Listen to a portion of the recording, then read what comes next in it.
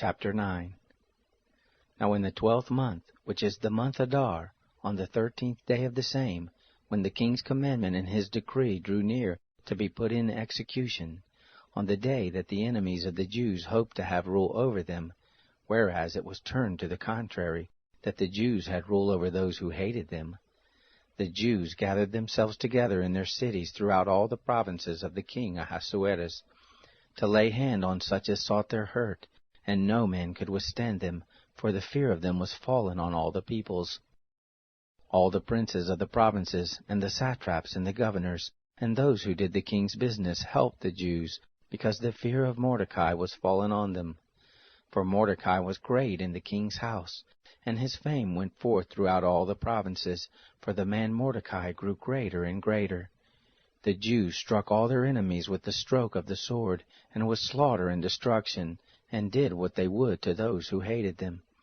In Shushan the palace, the Jews killed and destroyed 500 men, Parshandatha and Dalphon and Aspatha, and Poratha and Adelia, and Eradatha, and Parmashta and Arasai, and Aradai, and Vaizatha. The 10 sons of Haman the son of Hammedatha, the Jews' enemy, they killed, but they didn't lay their hand on the spoil. On that day the number of those who were slain in Shushan the palace was brought before the king. The king said to Esther the queen, "The Jews have slain and destroyed 500 men in Shushan the palace, and the 10 sons of Haman.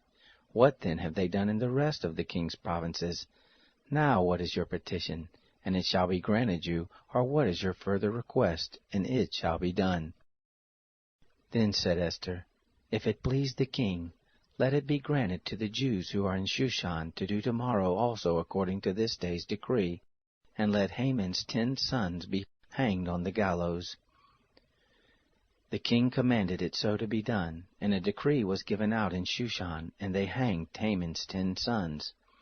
The Jews who were in Shushan gathered themselves together on the 14th day also of the month Adar, and killed 300 men in Shushan, but they didn't lay their hand on the spoil. The other Jews who were in the king's provinces gathered themselves together, and stood for their lives, and had rest from their enemies, and killed of those who hated them 75,000, but they didn't lay their hand on the spoil. This was done on the 13th day of the month Adar, and on the 14th day of the same they rested, and made it a day of feasting and gladness. But the Jews who were in Shushan assembled together on the 13th day of it, and on the 14th day of it, and on the 15th day of the same they rested, and made it a day of feasting and gladness. Therefore do the Jews of the villages who dwell in the unwalled towns make the 14th day of the month Adar a day of gladness and feasting, and a good day, and of sending portions one to another. Mordecai wrote these things, and sent letters to all the Jews who were in all the provinces of the king Ahasuerus, both near and far, to enjoin those that they should keep the 14th day of the month Adar, and the 15th day of the same yearly, as they should make them days of feasting and gladness, and of sending portions one to another, and gifts to the needy. The Jews undertook to do as they had begun, and as Mordecai had written to them, because Haman the son of Hammedatha the Agagite, the enemy of all the Jews, had plotted against the Jews to destroy them, and had cast pur, that is the lot, to consume them and to destroy them.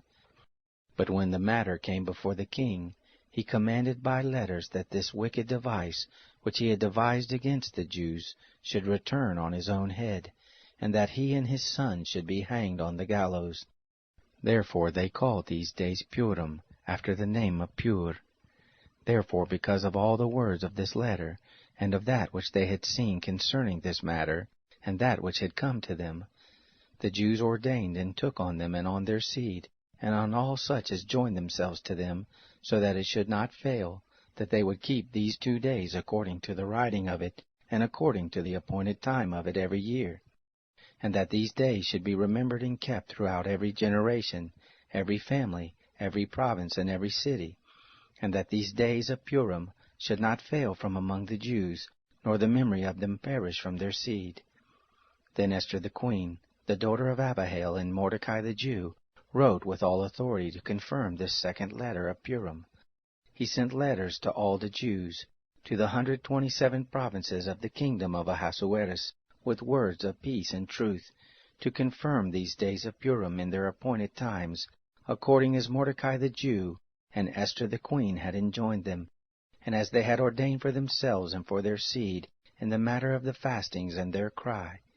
The commandment of Esther confirmed these matters of Purim, and it was written in the book.